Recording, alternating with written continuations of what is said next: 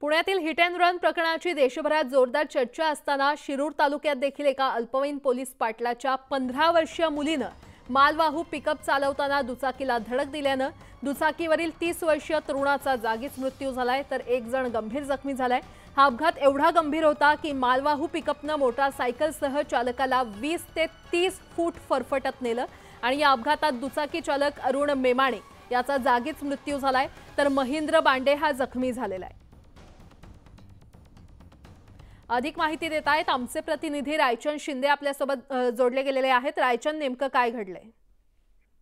आपल्याला माहिती आहे पुण्यातील हिट अँड रनचं प्रकरण ताजा असताना सेम असाच प्रकार शिरूरमध्ये घडलेला आहे। खरं तर दौंड तालुक्यातील दोघे युवक होते ते डिझेल आणण्यासाठी बाईकवरून निघालेले असताना आरंगावचे जे पोलीस पाटील आहेत त्यांची अल्पवयीन मुलगी जी आहे ती पिकअप चालवत होती।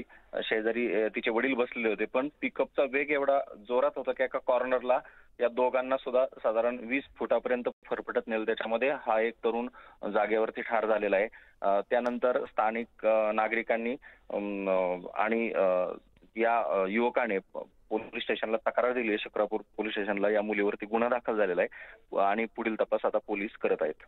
बरं रायचंद, धन्यवाद या सविस्तर माहितीसाठी। चेन्नईहून